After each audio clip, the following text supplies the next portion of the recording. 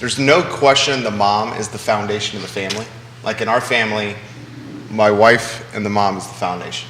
She's the rock. She does most of the hard work with our son. Sometimes, from time to time, it's nice as a dad to get a little props and a little cred and a little kudos. I don't know if you guys feel like that way, fellas. Yeah. Definitely. I think, even traditionally, families look toward the mother for so much support and guidance, I think. And it can change, though. Times have changed a bit. I was a stay-at-home dad for a period of time, and it was the hardest thing I've ever done. Yeah. So hard. It's a full-time job. Yeah. Full-time job. Very rewarding, wonderful, but wow. Yeah. A lot of work. Guys, we have Jason Kirby, Carrie Griggs, and we have Nikki Chambliss in the house today. And today's show is going to be absolutely dynamite. Nikki Chambliss always puts together a fantastic panel. Judah, we can start the show when you are ready, my friend.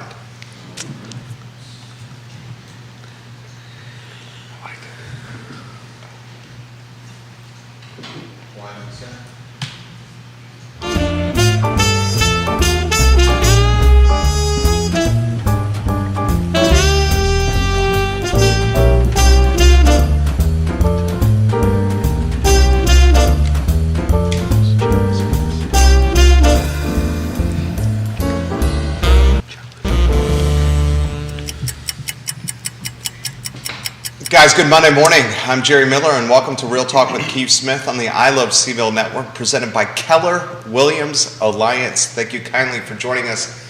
A little Father's Day special here. Yours truly, a father, a precocious and active and hyper and full of energy 4-year-old that cannot sit down and cannot stop touching things that are dangerous and could lead to his potential demise. That is our son. Yep. Judah Wickower is our director. We'll get the studio camera in the mix, and Nikki Chambliss in the mix on a two-shot. She put the panel together. Yes. Nikki Chambliss, good morning, my friend. Good morning. How are you doing? I'm doing well. Yeah. I know you have some precocious, active children of your own. Well, I do, but mine are a little bit older Right. than I think anyone else here at this table. Think So you're right. my children are, my youngest just turned 16 last Thursday. Nice. So that happened. Oh no, a week before last Thursday. I lost a week here. I know the weather and all that jazz. So, so been 16 for a week and a half now. And my oldest is 20. But I will tell you, when my oldest was about 4, I legit put that child in gymnastics because I just could not take another day of using the back of the couch, which was not against a wall, as the balance beam. Because my goal in life was no ER visits. Very good. Yeah. So, That's a good and we goal. made it quite a long way before that happened. So, We'll welcome the panel to the show, and we'll welcome the fellas to the show. Carrie and Jason, no ER visits, gentlemen, is a good goal. Yeah. Carrie, It good is. morning. Good morning. That is a good goal Yeah. for us as parents with our kids. Happy Father's Day, fellas. Well, thank you very much. Thank you. Likewise. When Nikki said the back of the couch, I was like, thank goodness mine aren't the only ones, because Yeah. they quite often use my couches as jungle gyms, no matter how many times I tell them, don't jump on the furniture. I think the more I say that, the more inclined they are to do I know. It's what like, they oh, you hear said is, no? oh, Dad No, said jump on the furniture? Yeah, I That's think what that's they hear. they See, hear that. I just take them furniture shopping with me and have them practice in the store. Techniques. How was the Father's Day, gentlemen? Was it good? Wonderful. Mine was great. I spent mine at the beach with my kids and got to see them get beat up by the waves a little bit, because they don't like to go out far enough where the waves ain't breaking out there, but they like to stay up close where they're all sandy by the time they get out of the beach. And yours, Jason? Nice. It was great. We actually took a week off. I took the kids up to DC for our first time being tourists in DC, and it was a wonderful time. The town is amazingly hospitable. The kids definitely want to go back. They loved the hotel, had a pool, and it was walking distance to things. It was a great time. And then yesterday was a little more relaxing, and part of it was just having a nice breakfast with the kids, and then going for a walk, getting to do some reading time, playing some Fortnite with them, and squeezing in a crossword. So it was all wonderful. You play Fortnite? I do play Fortnite. My 9-year-old taught me to play Fortnite. There you go. And we play in duos, and last night we played a squad with my nephew and my youngest. Nice. Yeah, it was If great. you'd like to give the fellas some well wishes for Happy Father's Day, put them in the feed, and I will relay it live on air. Our friend, Katie Pearl, says Happy Father's Day to two wonderful fathers, three wonderful fathers over here, Katie. She was talking about you too. Three wonderful fathers. I want Wow. to say that Who's getting the shade this morning, Jason Katie? and Carrie are wonderful. I hope I'm certainly wonderful. It depends on the day with my wife, whether I'm wonderful or not. But now that we've acknowledged the special day, Father's Day, we do want to get something out of the notebook about some regular scheduled programming. So, yes, so last week I had scheduled to have a Juneteenth geared show. I was really excited about it. I had a wonderful guest from the community, Karen. She was going to be here. She's really amazing. She's talked in our brokerage before about Vinegar Hill and the history of Charlottesville. I was also going to have one of our local realtors as a co-guest for that. I ended up being so sick I could not get myself up and going. Yay, really bad double ear infection. So I'm going to be rescheduling that in the near future. So as soon as I can get everybody's calendars on point, we're definitely going to have that show. Thank you, Jerry. Absolutely. The fabulous, one of the best mothers in the world, and I think the gentleman to my left, your right on screen, knows who I'm talking about over here. Mary Kirby says, Happy Father's Day to my son, Jason. Thank you. We all had a feeling that Mary would participate today. Yeah, she's in Ireland right now. Oh, Ireland's in the house. Yes. Mary Kirby, we hope you enjoy the trip. We love when you watch the show. We have noticed you only watch the show when Jason is on the show. We would like it if you watched it when Jason was not on the show, but regardless, we appreciate your watching. Be careful Mary. what you wish for. Okay, you're saying you'll watch. Oh, she will. She will.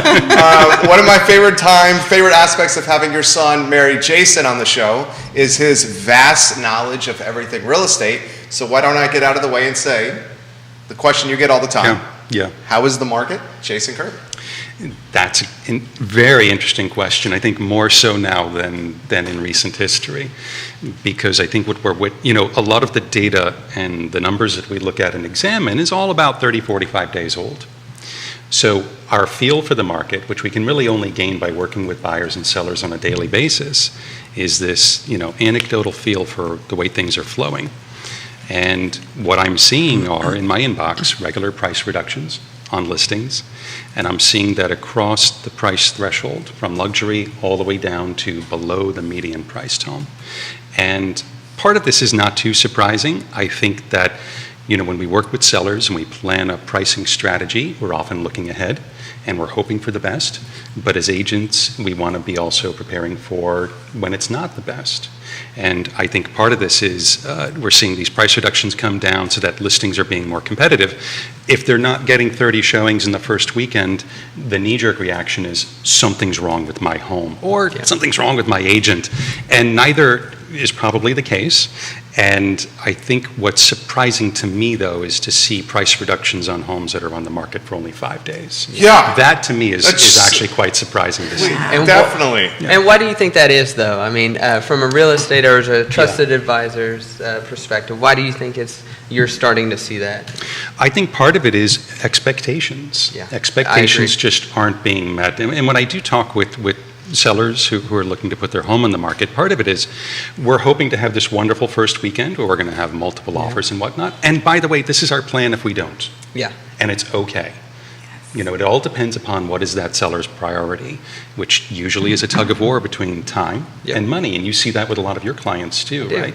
Yeah, and with his, like Jason said, you got to have that conversation and set those expectations right up front. Because if you don't, they've been conditioned for the past, 6-9 months that, hey, my friend just sold their house in 48 hours. And so we're starting to see things stay on the market just a little bit longer than what they have been.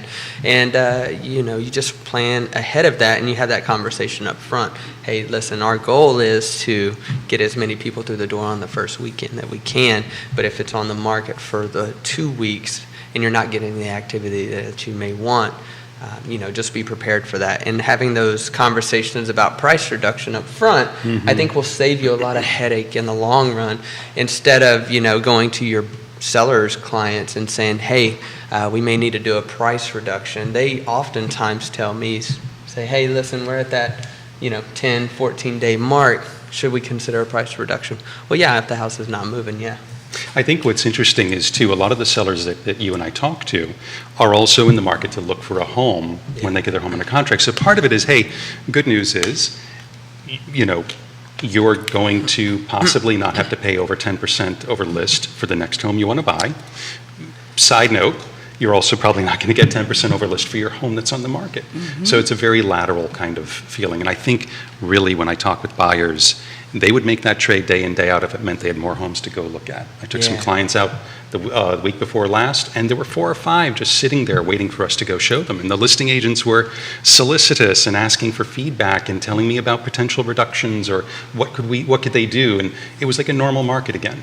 And I like that. Do you see that more sellers are starting to talk to you instead of you having a market to sellers now that they see the market is starting to soften up a little bit and they see that more inventory is on the market and not going so quickly? Do you see more sellers coming to you? I think So so. you guys are getting approached.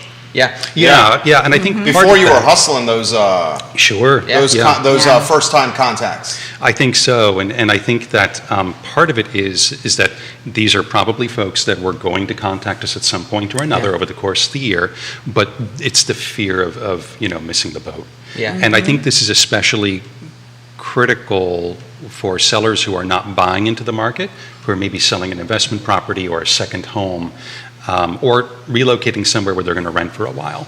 And so part of their thinking, their calculus has to be, gosh, should I be timing the market? Should I hurry up and do something right now? Let me throw this to you guys, and I'll throw it to you, Nikki. Luke Dravo is giving Carrie props. Hey, Luke. Kate Lucas, what's up? KWA in the house right now. Yeah. Amanda Spagoni says, Happy Father's Day. Awesome. 3 awesome dads on set. Thank you, Amanda Thank Spagoni, you. Yeah. for including me right there. Amanda Spagoni. Okay, this is what I want to throw to you guys. When do you or how do you have the conversation with your clients? The market has changed. This is not going to be one weekend, dog and pony show, people coming to the open house 1 hour before the open house, camping out like we're going to a Kanye concert. Right, right. Instead, this is a balanced market and not a Kanye concert. Yeah. How do you have that conversation? Explain that to them, because this has got to be a conversation that probably brings some like, I missed it? Really? Did that happen? Is that happening now? I haven't seen exactly that emotion yet. Okay. But the fear of that, and I think we will see that though for certain clients, but I think it really comes back down to agents doing the things they should have been doing all along. Ooh. Pricing correctly, giving good advice, marketing properties for the long term, and having a plan to keep in touch with their clients. And you hit the nail on the head, managing those expectations. Yep. For a period of time, it has, things have been flying off the shelves. I think we have seen some lax attitude in regard to those fundamental pieces of our business. Yeah. Well, and I think it's really easy to get caught up in that whole fear of missing out. But if you bring it back down to what someone really wants, it's like, whoa, okay, take a few deep breaths, because what you really want has nothing to do with this over here. It's just really easy to get caught up in it, right? Yeah. In the interest rates, in the days on market. But a lot of times that really doesn't impact in a huge way someone who's buying or selling a house, other than, hey, let's have a conversation. What is it you want? Here are the steps to take.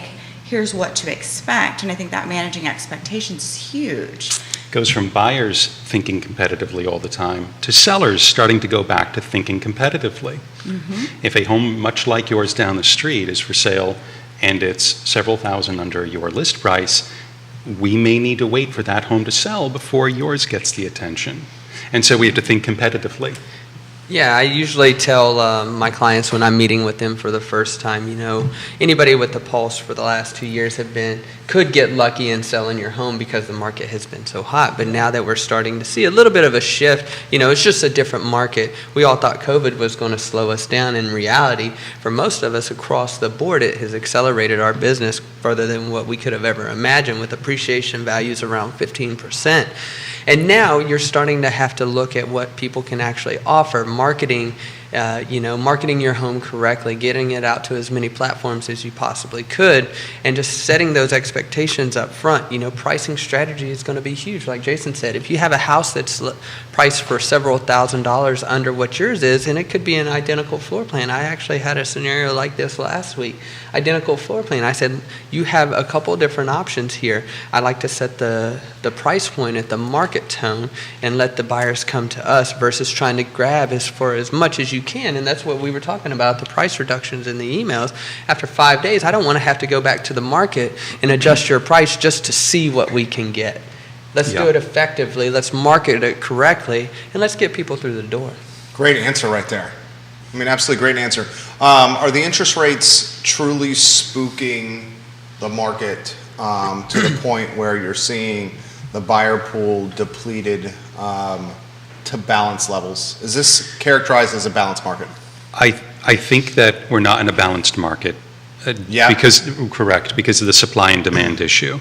But what I think we're noticing is this disparity between the seller expectations that we've talked about and what buyers simply are able to do.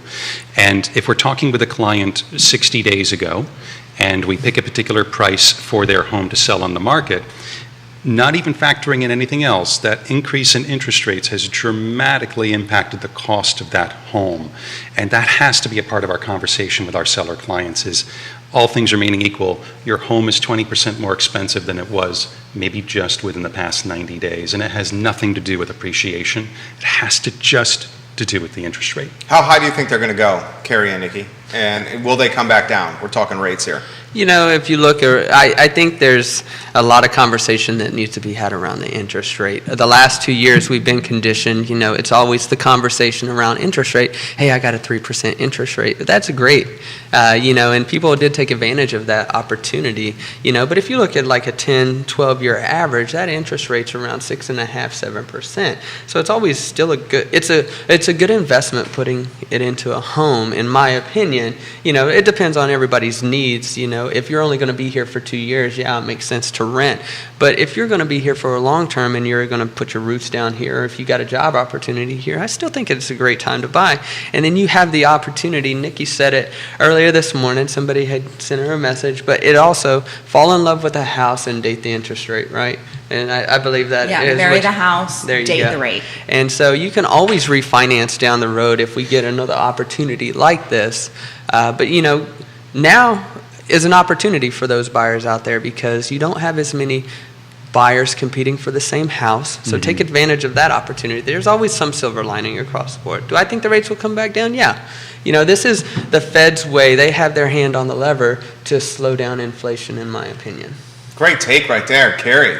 You said marry the house, date the rate. Yes. Talk to me about that. Well, so you're looking for a house. This is a long-term deal, right? Rates are going to come and go. They're going to change. And so the goal really is to find that house that you want, especially for those many, many people who are either looking for their lifelong home or their 10 to 15-year place to live and grow their family. They're worried about schools and neighborhoods and kids of the same age, all these things that people ask about, right? Rates are going to change. So get that home that's going to work well for you long term if that is your deal, right? And the rates, if there's a better one, awesome. You can hit that up later. Any smart homeowner, and you've seen that in the last 3 years, people have been refinancing like it is going out of style, right? That's a normal thing to do. And if they don't go back down and they only go up, then you're at a rate that you're really, really glad you grabbed now. Great take right I like there. that one. Check your Facebook Messenger if you could for a message from our director. Jason, I'm going to throw this to you. Do we expect that this is going to have an unfortunate impact with affordability housing in this area? Rates increasing, prices on homes. So, I mean, the buyer's going to get both ways. The assessments have gone up in the city of Charlottesville on average 12% year over year. Yeah. Now rates have doubled. Yes. So, I mean, from an affordability standpoint, the house 2 years ago is considerably more expensive today.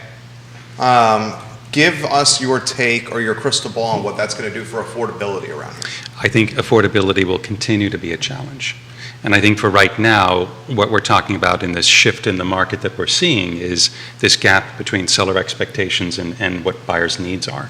And so for a period of time, I think it's going to look a little disturbing, and then it will eventually even itself out. Ultimately, every day buyers make a market. Right, it's what someone is willing to pay that's going to determine what the price of something is.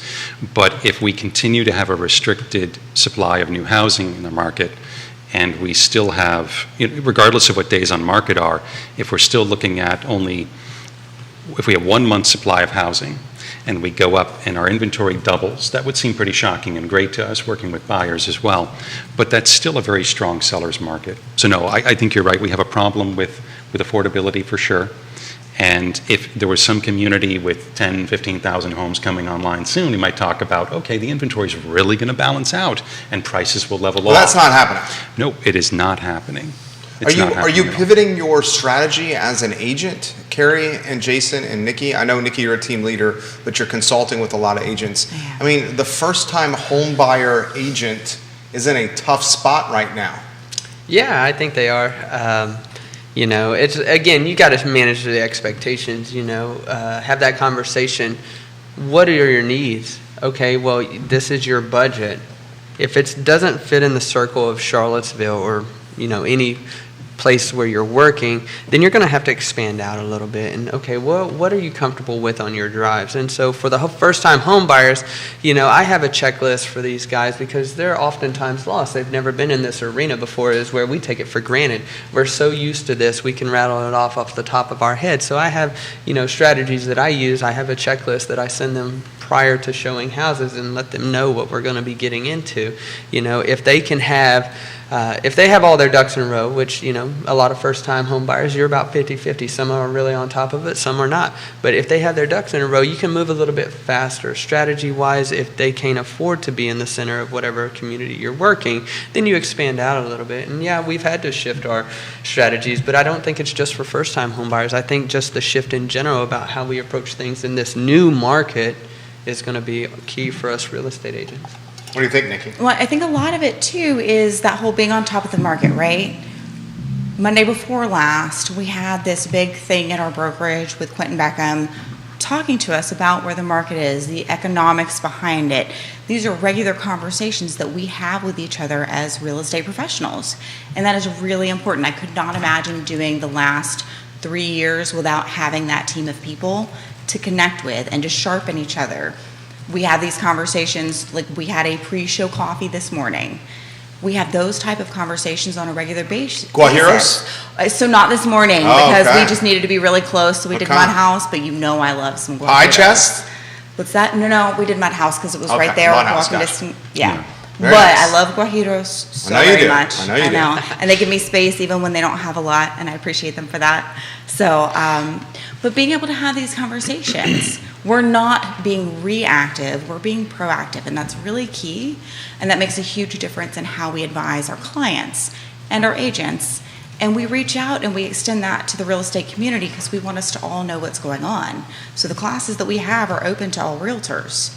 That's a really key thing. Jason's about to teach how to win the listing in this shifting market this Thursday. Well, why don't we throw this to you guys? Here's a very tough question. Yeah. Which brokerages are best suited to come out of this very changing landscape? And you don't have to say by Yeah, name. exactly. But What about their characteristics setup? of the brokerages. Yeah. I think any brokerage that has ongoing conversations about helping agents own a business and what does that look like? Yes. And even beyond that, how do you have something that you are in control of rather than a business that is in control of you? Mm-hmm. But if you are at a brokerage where there's no ongoing conversation about what are your goals, what does success look like for you, and how can we get you there, then you're kind of just flying blind in this market.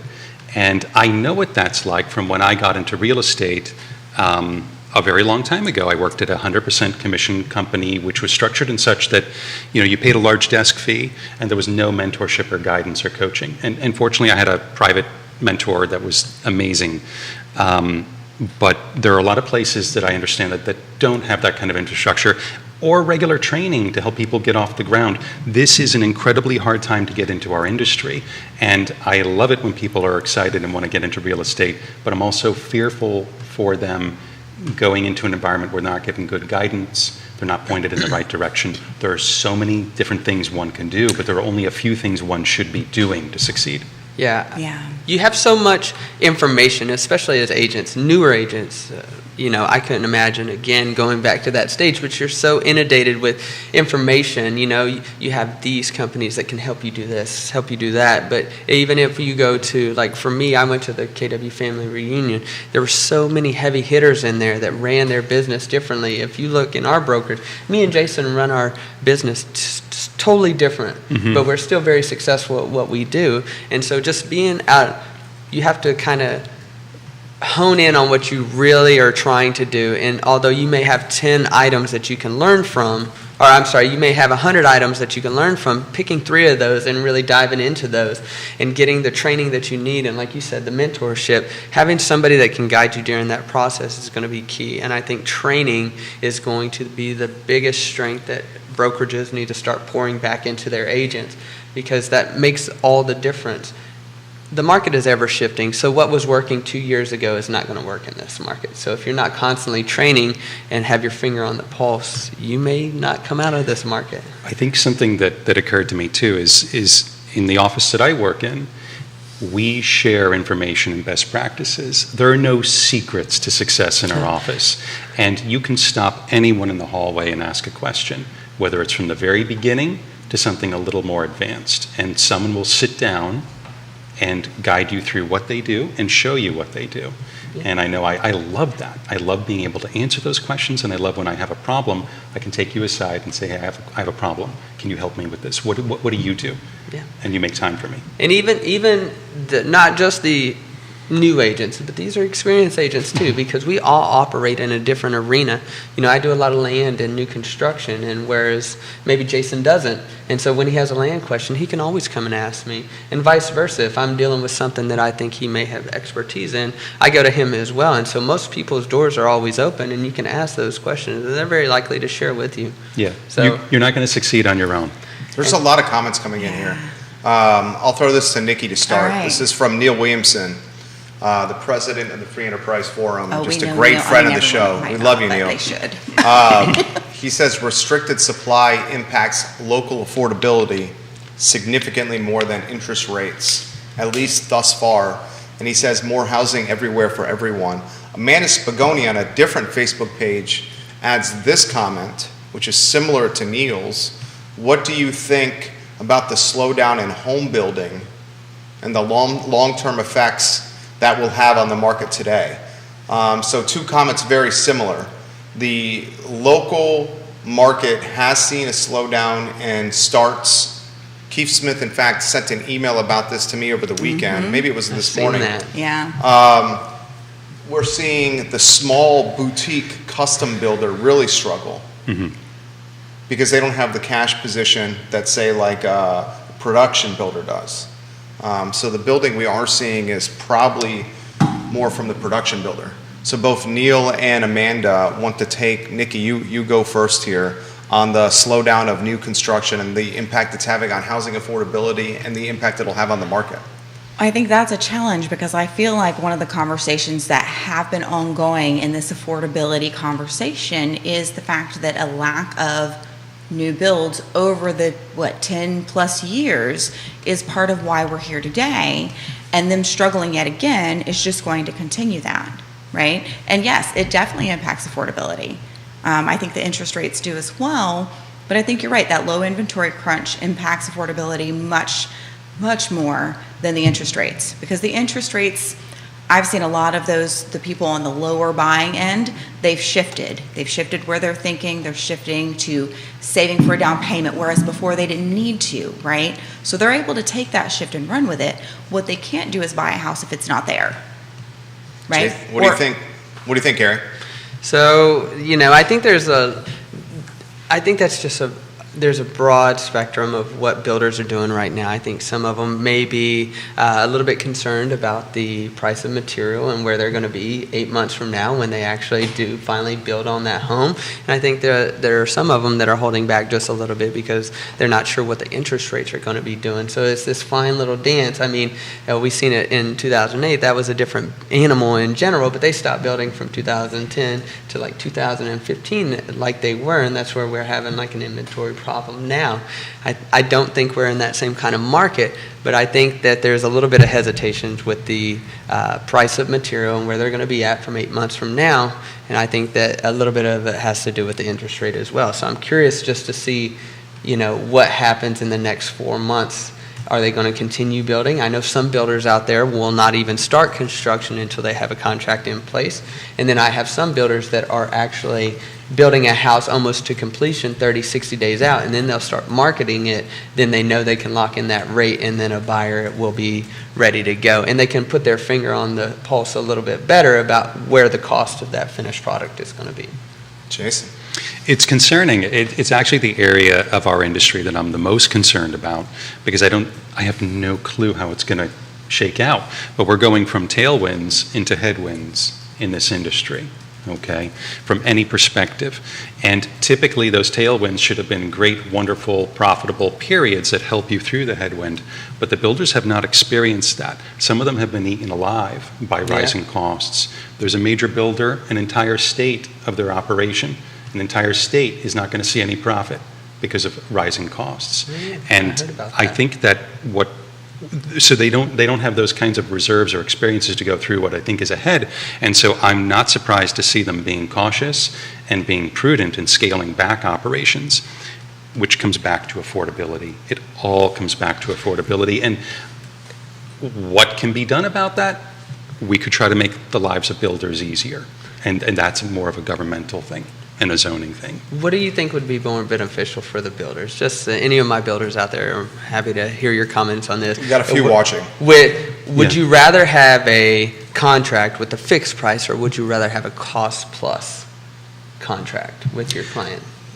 Well, the contract with the fixed price, and what Carrie's referencing is escalators associated with cost of goods increases during the building process. And a contract with a fixed price, from my take, the layman, would be the way to go because it sets expectations. Yeah. You're like, this is the cost Right. from here on the end. There's no surprises. Like, I mean, if you're building a house and you're stretching your budget, and then you get an email from your builder, cost of goods, wood, lumber is spiking, you're going to owe us an extra $30,000. That would be irritating. Crushing. Yeah. I've You're been like, there. Really? I've had a contract come back like that, and the buyer was super upset, and I'm like, that's the market we're in, and that's why I always encourage them, read through the contract very thoroughly, because most of the builder contracts have those clauses in there already built in. Because they got burned during the pandemic. Yeah. Yes. And they learned from it. Yeah. Michael Buchensky on this topic for the panel. He is a mortgage broker, and he's an all-around A-plus guy, fantastic basketball coach. His beard game is on point. Nice. Michael Buchensky, the majority of builders we are working with are building it to spec and then offering it for sale once it's about 60 days from closing to allow clients to be able to lock in their rate. That's what Carrie confirmed as well. He also adds a second comment. Cost plus gives the builder the benefit to remain profitable at the expected level. Fixed contract is mainly beneficial to the buyer because they know there's one less qualification issue to run into. Absolutely. That's absolutely right. So what Buchensky is talking about, cost plus, if cost of goods go up, the man or the woman that's offering the financing, the institution that's offering the financing, that's a wrinkle for them. Because if someone's budget's completely stretched, and next thing you know, they have to come up with another $30,000 because lumber went through the roof, you got to find the money. Yeah. So it's got to find somewhere. Neil, specifically for Carrie, perhaps a better question for those clients financing, what would the bank prefer? Yeah, that's true. And I think that it would be due diligence of the builder would need to know the budget of that.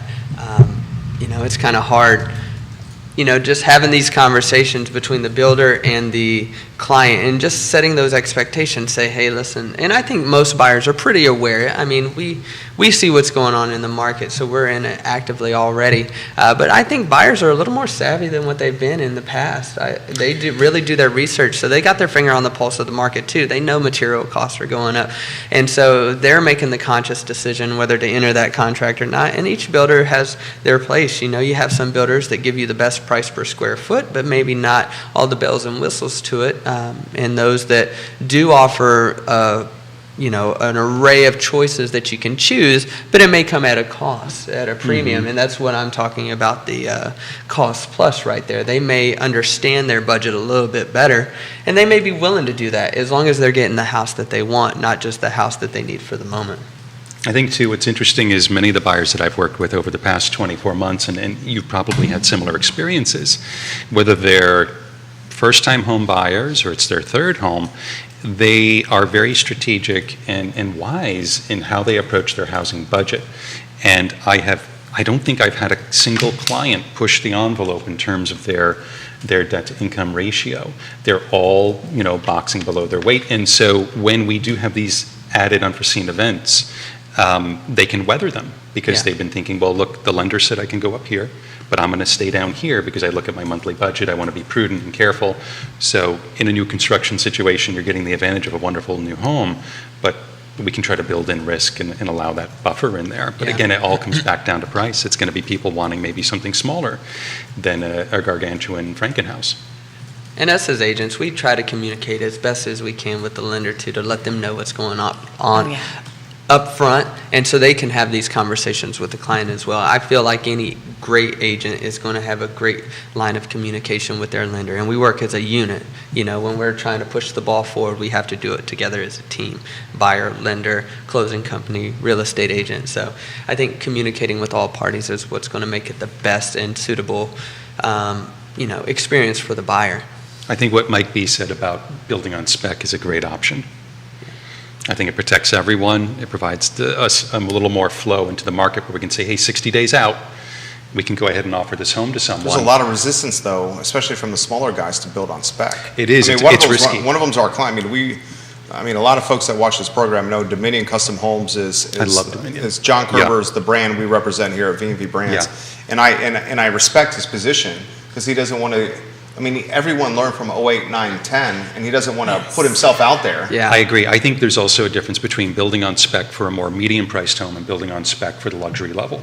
Oh, what does that mean? Well, for example, if we're building a home on spec that's going to be a $1.5 million home, I think I'm not big. I know you're bigger in that trade and you've got more experience. That sounds very risky. Whereas if we're building on spec closer to the median, we have a little more reasonable expectation in what we're going to get 60 days from finish date. So you're saying if it's a $400,000 or $500,000 spec home, it's going to sell. You have less risk. I think much less risk. And we're seeing some new construction around Charlottesville. It's attached, but we're around 400, which is nice. Is that 29 North? You're referencing? Well, we've got, no, I was thinking Berkmar Overlook. Okay. Ryan Homes has some attached homes around the 420s starting, and, it's a 3-bedroom, but we've got Brook Hill Commons as well with Stanley Martin, and I think typically we're going to see those builders trying to serve and get closer to the median price point. But I also think that when we're talking about over $1 million, we're also dealing typically with home buyers that can weather a variety of economic issues and still manage their housing situation okay. There's a lot of comments coming in from brokers, agents, mortgage officers, and folks in construction. All right, so we have, also let's welcome our friends from Nest to the program, Real Estate 3 to the program, Logan Foster to the program. This is from Buchensky, Michael Buchensky. Great comment. When Buchensky watches the show, he makes the show better. He says the bank would prefer that the client qualifies for the loan just to simplify it. 100%. I'm qualifying clients at interest rates 1 or 1.5% above current market because I honestly think we're going to see interest rates in the 7% range, maybe close to 8 before this all settles down. And then in the next 12 to 24 months, the recession will hit in full force and the Fed will have to start cutting rates, so everyone who has a high interest rate, 5, 6, 7, 8%, will have an opportunity to refinance.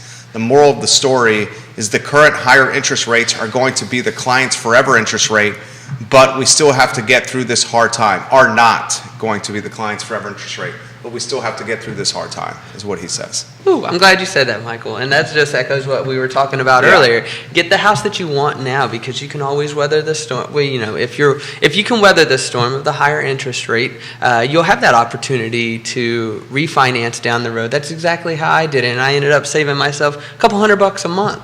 And I love where I live, but at the time, people were telling me 6.5%, 7% interest rates. That's a little high. It still got me the home I wanted, and then when it was a better market for interest rates, I refinanced, and I love where I live at. The only thing I would need more now that my family is growing. Are you at the lake? Is that where you're at? No, I'm in Zion's Crossroads, Zion's Crossroads. just a little bit off, Bybee Church Road. So it's a beautiful place out there.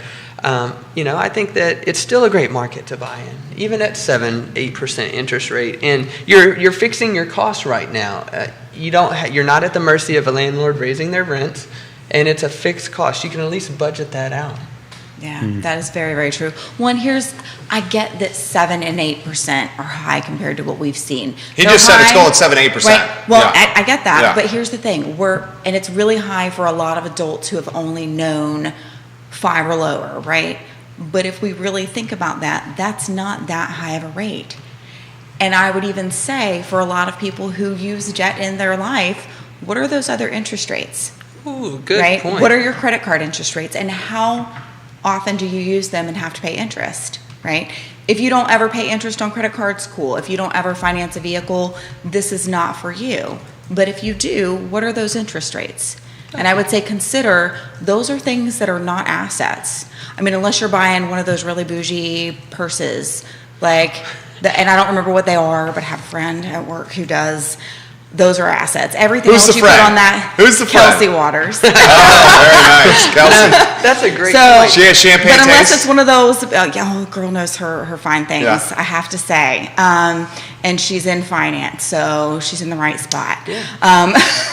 But unless it's one of those bougie bags that I don't know the brand name of because I don't know these things, those are not assets that you're putting on those cards more than likely. Those are not assets that you're financing. So when you're talking about a home, that depending on how you use it, could very well be an asset, technically is. I just say when we're talking about our own home as an investment, I say step back, because unless you're going to treat it like one, don't call it one, right? Yeah, it's consumable. But think about this. It's really not that high of an interest rate. Does it change things? Absolutely. That's life. It changes. What are you going to do with it, right? This is an opportunity if you want it to be. What do you think, Carrie? No, I agree with her. I'm a high five on that one, Nikki, actually. Everywhere else in your life, you have interest rates around you, your credit card, your car payment, those kind of things. But it only happens to be a conversation around your housing. There's 3 things that every human will need to live, and some can argue it, but 3 things, in my opinion, that everybody's going to need to live: food, water, and shelter. And the only one that they talk about interest rate is on the housing itself. So, just put it in perspective. Right? Do you need that fancy car that you're driving around, or do you need somewhere to lay your head? Maybe a little bit of both. In my opinion, I'd rather put my money towards a house. I know that I'm going to get some equity back in that if I put a little bit of sweat equity in it. I'm a contractor. I like to do little projects around a house. You'd be surprised what paint and a little bit of crown mold will do. Or a deck. Sorry, honey, I haven't built her a deck. I've told her for 10 years that I was going to put a deck on that house, and I haven't made it to it yet. We'll probably move before I actually get to building it. You might need to do that. Yeah, but honestly, having the house where it's an investment, in my opinion. It's investment. It's not the American dream, like it was 50 years ago, where you buy a house and then you sell it in 20 years and then you double your equity into it, or you may. But I think of it as a money placeholder, right? So it's you're going to get the equity back out of it. You live in there for 5 years, should be able to get the equity back out of it, versus throwing your money away at rent. Jason Kirby. I think perspective is, one of you said the word perspective, and I think that's key here when we talk with our colleagues and we talk with our clients. Perspective is that interest rates on average are 8% historically. Perspective on average is that appreciation on real estate is 3.5% a year, not 30% a year, 3.5% a year. perspective is that rents go up on average 3% per year. And so when we look at what's been going on over the past 24 months, we shouldn't be building a life around those experiences. We should be thinking longer term, bigger picture. If we are, like Mike B mentions, going into these economic headwinds and having issues maybe in the economy in general, we should be asking good personal finance questions of each other, like, well, if we're dealing with a spouse, two spouses that are buying a home together, what if one of you had a 50% cut in your income? Could you still afford the mortgage and go on vacation and do the things that you like to do? What if you went down to one income in the next 24 months? Could you still do everything and not be forced to sell your home? And these are questions we should always ask, but we've been kind of going through these go-go years where it's like caution to the wind. Let's just do this. Everything goes up. Ask any Bitcoin holder, does everything go up? I didn't do that just to you. Yeah. But Are you in Bitcoin? Yeah, I like it all. You're in crypto, Kerry? I like all cryptos. Yeah. Some have a utility. But things tend to revert back to that mean, right? So I was talking to someone yesterday about inflation, and we were talking about housing inflation. We were talking about the general inflation rate of 8%. Well, they were talking about real estate and expectations, and that real estate beats inflation. And while yes, that's all good and true and historically bears out, what if we just experienced all the inflation in advance? What if we were ground zero for an inflation? We should be thinking about that when we talk to investors. Maybe they won't get the kind of dynamic appreciation over the next 12 months, but the deals should still make good sense for them in their overall picture. Yes. So, first let's acknowledge viewers and listeners. Levy Kinslow, giving you props. Johnny Williamson, giving you props. A handful of Real Estate 3 watching the program as we speak here. Drew Sersky, giving you some props right now. Welcome to the program. I see 2 former CARP presidents watching the show. Say we're, depending on who you talk to, we're in a recession. Okay? Say it's a recession. We're in a recession. The next, 1, 2, 3 quarters are going to be tough. We don't know what the deal is with the war, Ukraine-Russia war. If that ends, that obviously is going to alleviate a lot of stress. Most importantly, it's going to stop human suffering. Yeah. It's also going to alleviate a lot of financial stress. If we have a recession, we're in it, what's it do to this market? What's it do to you guys? What's it do to these firms? What's it do to the number of agents that are in the business? Mm-hmm. What's it do to buyers and sellers here? How about answers from each position? I think in terms of recession, we can have a healthy, functioning real estate industry in a recession. It's just that the last one, we were ground zero for that recession. They're not all like that. Also, I think it's important to remember that real estate is local. It's a hyper-local market and industry. And the Great Depression and the Great Recession were national events that impacted housing, but for the most part, housing is a very regional thing. And this local market is a kind of a harbor and is protected due to the strong employment bases we have here. So I think it's a magnet for investment. It's a magnet for people to come and become stakeholders and owners. What I think it happens to our industry is, even with the tight inventory, we looked at a 15% reduction on average from last year to this year in the number of deals that were happening. According to Fannie Mae, by the end of 2023, we'll be doing 2/3 of the business we did in 2021. So my challenge to all my fellow colleagues out there is, what are they going to be doing differently over the next 24 months that's at least going to earn them as much money as they made last year and thriving, or possibly more and taking advantage of the new opportunities down the road? But you most certainly can't be doing what you were doing before.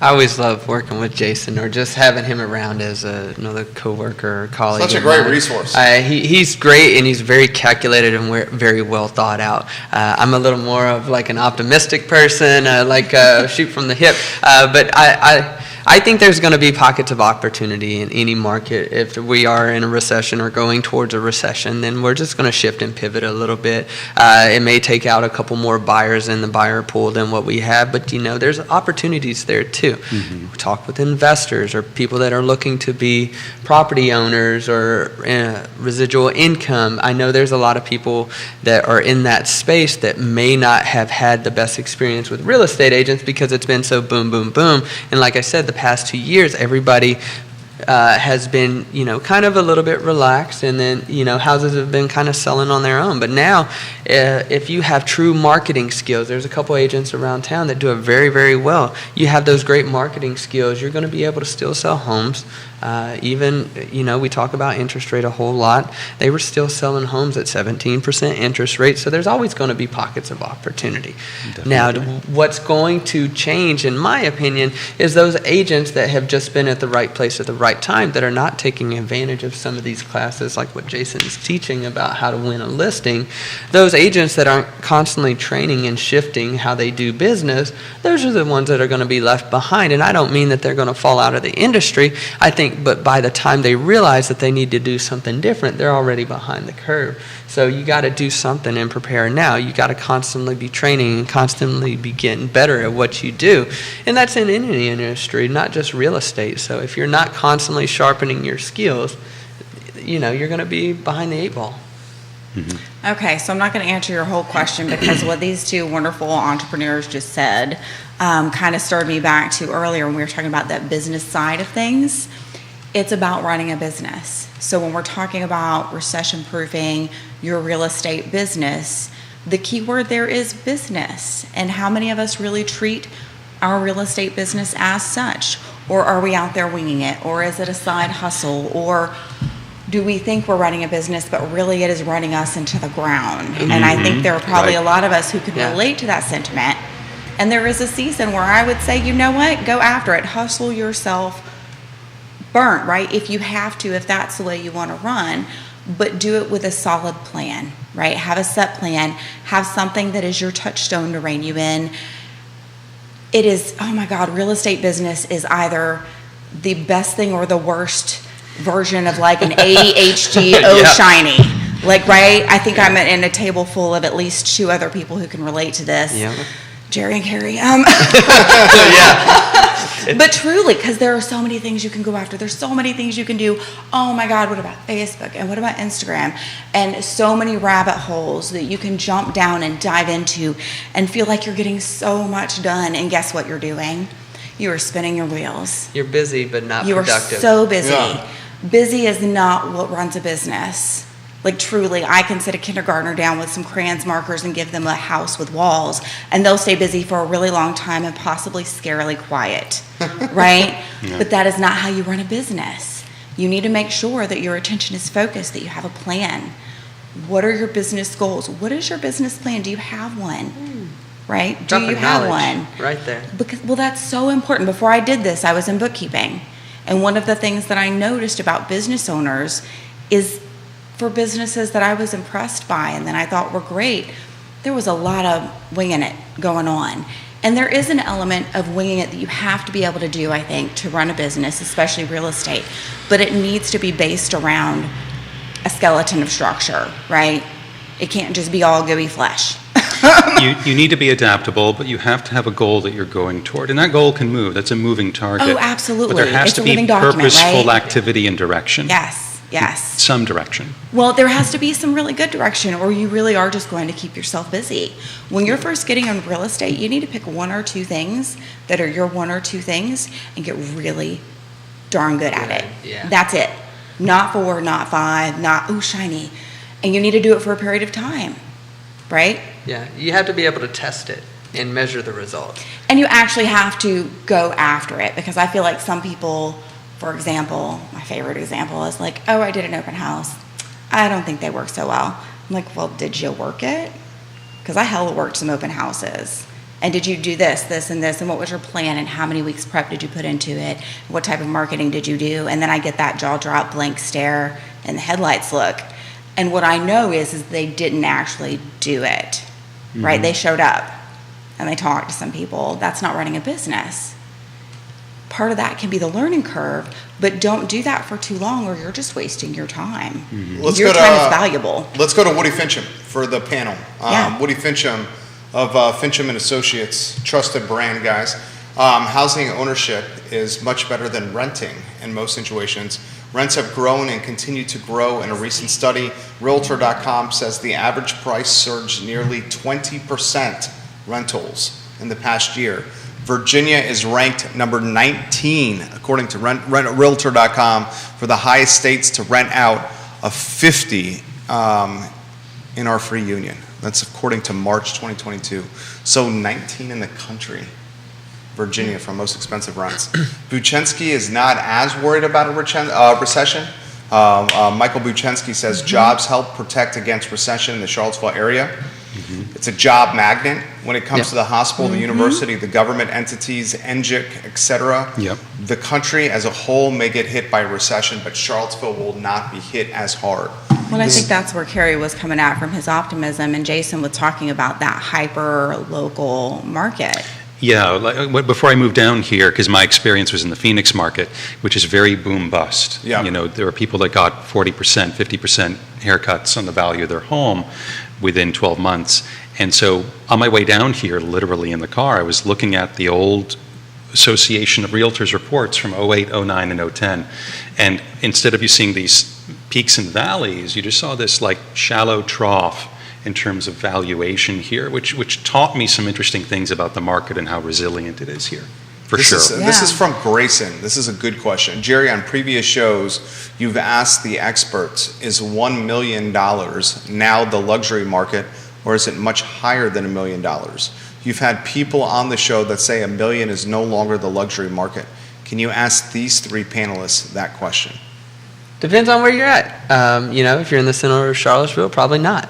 If you're on the outskirts of Charlottesville, Albemarle County, you know, not so far all the way out in Albemarle County is $1 million luxury market. Depends on where you are. I still think $1 million is pretty luxury, considering most median price points for agents are around $400,000. So I would say, yeah, $1 million is probably luxury unless you're in the city of Charlottesville. You know, the term luxury is so relative, and it's thrown around so much. And I think, like you said, it not only depends upon where you are in the market, it depends on who you are as a buyer. Yeah. Right? There are some people that if they see a pot filler on the wall, they think that's luxury, right? That you can just throw a pot on the stove and fill it with the pasta, and that's like a luxury move right there. Right? But for some people, they're like, well, that's not exciting. And for a while, backsplashes made people's eyes go wide. And back in the day, it was Corian countertops that made people really excited and hop up and down, right? So I think it's a very relative thing. I think if the International Luxury Home Marketing Institute says the top 10% of any market is technically luxury. So there's a standard you could use, and it's just shy of $1 million here. I think it might be around 900,000. Yeah. So if you want to be technical about it, the top 10%, the cream of the value is right around there. So $1 million's still luxury. Yeah. Technically. Well, if we're talking about the top 10% of our market, but our market area is so varied. That's one of those where you might want to just, as a technicality, absolutely, that's correct. But you might want to be like, okay, what's the top 10% of Charlottesville, city of, right? Very good. If you really want an accurate take. There are mass production builders making $650,000 homes. So I think this is going to shift upward. Yeah. It's just that we don't have a nice, easy, round number anymore to point at. And I think that's the challenge. And I think, like you said, there's so many things that are thrown around luxury, right? Yes. You know, you hear it all the time. I'm a luxury real estate agent. Okay, well, tell me your portfolio. What do you have in there? What makes you a luxury real estate agent? And I think going back to John Kerber and Dominion, there's no doubt he is producing luxury products. By any measurement, there's one for you. Yes. Great answer right there for Grayson's question. So your thoughts on advice to clients for the next 6 to 12 months? Be persistent, stay in the market, keep cracking, keep working, keep going after it. Is that what you're passing along to them? Yeah, I think being competitive. We always want to look at what else is on the market if we're working with a seller to make sure that we're pricing in a way that's meeting their goal, whether they want to have the home sold as quickly as possible or if price is the priority for them. So it's really going back to those old conversations. We haven't used the muscles as much, but we've got some muscle memory, hopefully, and we can adapt and start having those conversations with clients. I think when you're looking at price reductions in 5 days, that's very different. And I think when it's working with buyers, it's just having these really good buyer consultations with them, thinking big picture about what their goals are. You know, if I had someone say, well, I'm only going to be living in Charlottesville for a year, we're going to have a very different conversation about home ownership than if it's someone who's thinking long term. I just came back from a panel or a seminar at Virginia Beach, and one of the best takeaways that I took was the power of no, and having the ability to say that. It helps you so much, and it sets tones for people. When I'm having the conversation, I went on a listing appointment last week, and they told me they're interviewing 3 agents. One was out, and I'm in the top runner. And I was like, okay, great. And I said, just curious, what did the other agent come as far as pricing strategy? And they were about $100,000 over me. I'm like, wow, I was like, that seems a little bit high. And they said, yeah, we thought so too. And so when we're having these conversations, like I said, the power of no.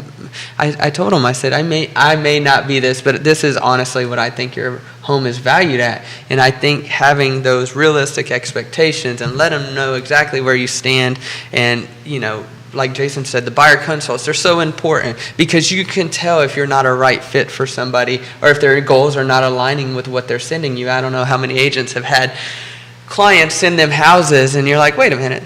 You said you needed at least a 2-car garage. This has no garage on it whatsoever. Has your needs changed just a little bit? So having those clear and communicating conversations with your clients and being able to kind of call them, and they can call you on it too. You're not sending me the right listing. Mm-hmm. Okay, fantastic, fair. Let me adjust that for you. But just having those conversations where you're in line and in tune with your clients is going to be the next important step in this next 24 months. I think what's interesting is I had a buyer consultation a week and a half ago, and we're in this weird period in the market. So normally part of my spiel is to spend a good 15-20 minutes to talk about what a winning offer looks like. And the vast majority of my buyers have gotten their first pick of homes this year, which I'm very proud of, but I'm also proud of my buyers for being great listeners and following leads.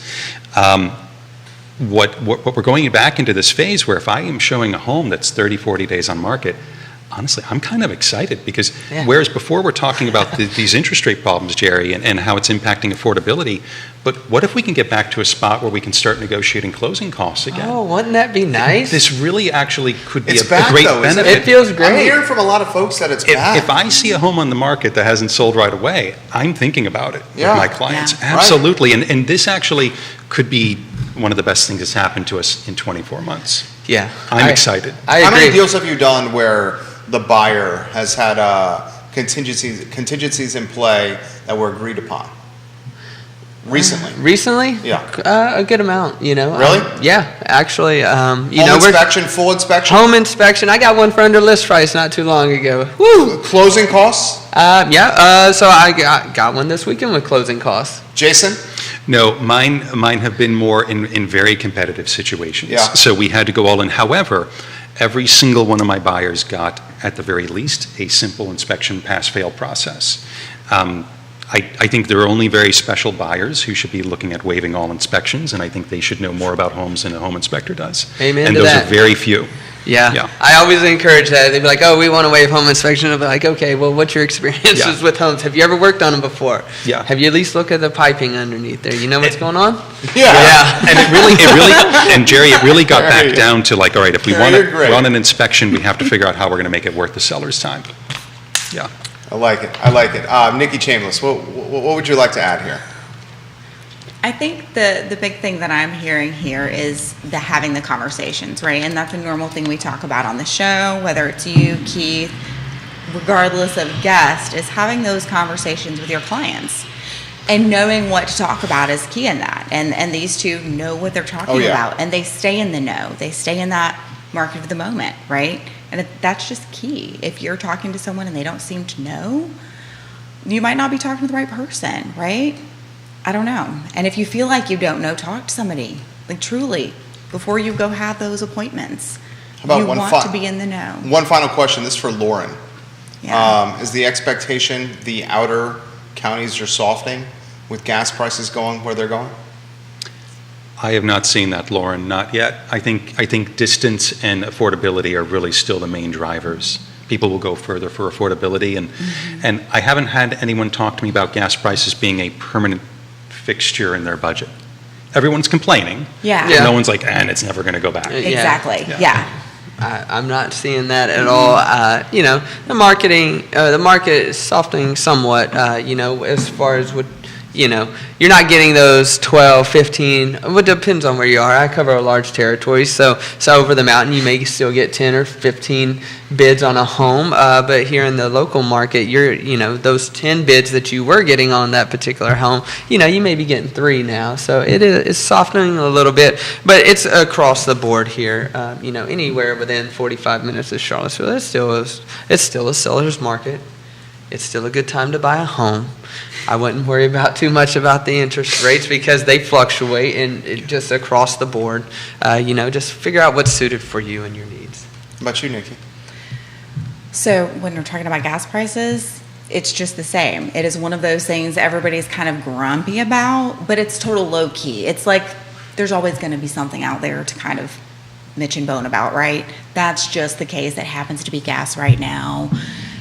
In a few months, it'll be something else. Mm-hmm. It's just that topic. It's like, oh, it's hot out. Actually, in a few months, it's totally what it's going to be. It's too hot. We're in Virginia. What is going on, right? But it is not something people are shifting big life plans around. I like it. You guys are awesome. Thank you. Seriously, the show is just so easy when you guys come on.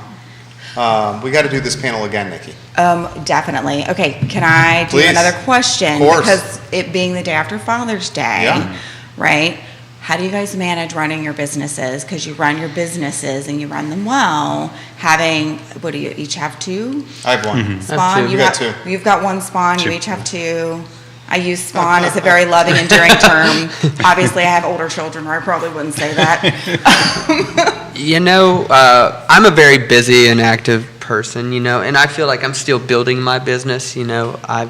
I've been in this real estate game now for 5 years, 3.5 years full time. So I'm still working on my business. So I'm still out there grinding a whole lot. But I think it's about the quality of time. When I'm there, I'm all in. So I'm trying to be there with my kids and connect with them. People say work-life balance. Listen, what I do, I'm truly blessed because I actually get to do something that I love to do. And it really doesn't feel like work. I know that sounds so cliche, but when I was swinging a hammer for 16 hours a day in the heat and in the cold, that felt like work. I can tell you that. And I was constantly away from my family. At this point, I know that I can show homes in the daytime / as long as there's light out there or not. I've showed houses with flashlights before. But I can at least be at home and in the presence of my family as I'm working on my laptop. I see my kids running around. I get to, glance across the living room and see my wife on the couch. So, it's one of those things. That is my work-life balance, and I don't think there's truly such a thing, work-life balance. But, you take opportunities to spend quality time with those loved ones, and I think that's what makes it special. Well said. Jason Kirby. It's an interesting business because we don't really punch in and punch out. The success in our business is all based on good, productive client-agent relationships. And so the tendency is that the more of those we have, the more successful we are. But there comes a point at which something is giving too much. Either your family is suffering or your clients are suffering. And so I think a good, healthy thing for every agent to do is to reach a point at which they know they are being very competent in their work, they're being successful and fulfilled, and their family's getting the attention they need. And I agree with Carrie, there is no balance. It's more of like a pendulum that swings one way and the other. When I'm with my clients, I am with my clients. And when I'm with my kids, with my kids. Maybe glancing at my phone on occasion if it's buzzing away. But I think part of this is going back to the conversation of being a business owner, regardless of what field you're in real estate, you're a business owner, and being in control of a business instead of it being in control of you. And Nikki, you made a good point. There are times when you have to hustle and go all in. In our industry, that used to be February through June, where we were like, hey, you're not going to see me for a while. Is it every single day But since of the COVID, year? it's been every single day, and I really feel for a lot of the agents out there that we've been going nonstop. It's been very hard. I do hope we kind of go back to a more of a normal rhythm where we can plan time away. Greg Slater made the point on the show, and I believe Greg Slater's coming up on the show, of Nest, that he said what COVID did for realtors took away their weekends.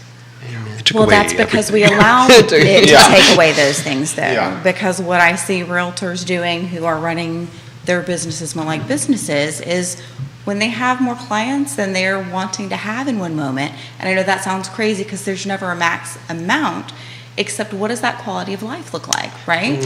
Having more like that. business than ever does no one any good if you're killing yourself and you're not feeling good about it, right? So maybe that means referring out some business, having a group of other agents that you trust how they run their businesses, Yeah. and referring some business out. I think a right? lot of it comes from fear. Our income is so Yes. lumpy Yeah. and unpredictable, but the more you're taking time out of every day to do the things you should be doing as an agent, to keep in touch with folks, you get a more predictable income and you can forecast your year much better. Yes. And so when you get 10 calls in one day from new people, you know, hey, you know what? I can actually only manage 3. And let me see if Carrie's available to help a few. Ooh, and yeah. Nikki's available to help a few. Because you realize, like, Yes. this isn't going to be the only people that call me ever. But when you're newer or you don't have control of your business, you jump on everything that comes Yeah. your way. Wow. And therein lies madness, I think. It does, and when you don't learn to grow from that, and honestly, I think new agents, and I'm speaking even to how I was as a new agent, I would have been better off had I not done that. And I learned so much by doing it, but I also spun my wheels a little bit before I realized, ooh, this isn't good. I'm not building my foundation first. I'm trying to build the framework to the house when really I need that foundation first. Yeah. Jason, that's one of the things that I admire about you. When you tell me, oh, I can't take on any more buyers because I'm so busy right now, you know that is so powerful to me as somebody who's like, yeah, I got you, I'll take care of that, and I will, and I'll service the clients. Where Jason's like, well, no, I have too much on my plate right now, I'm not going to do this part of it. And I'm like, wow, that is so amazing right there. And he's a super successful agent when it comes to setting what his parameters are, and he does very well in his business. And I've taken a few of those things. Like I said, the power of no, it means so much, and especially as a new agent, if I can teach them anything, it's just learn to where to spend your time.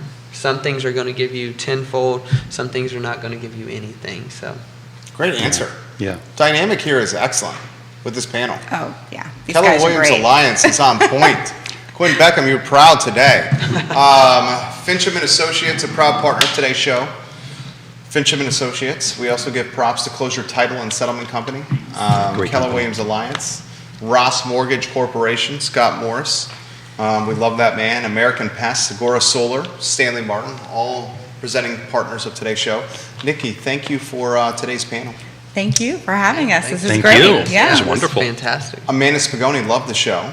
You had 7 firms watching you guys today in Central nice. Virginia. When we really are a community. The Oh, I've realtors here, noticed. It's amazing. Especially with the uncertainty on the horizon. You guys have like pulled in the wagons and the horses and the people, and you guys are rallying around together. Yes. Pouring into our Yeah, people. I'm totally seeing that. Yeah. Judah Wickhauer, thank you. The I Love Seville show is up in about an hour here on the I Love Seville Network. For Nikki and Carrie and Jason, I'm Jerry, and thank you for joining us on Real Talk with Keith Smith. Have a good morning. Take care. Hold on, guys. Thank Nice. you. He's going to tell us when the mics are off here.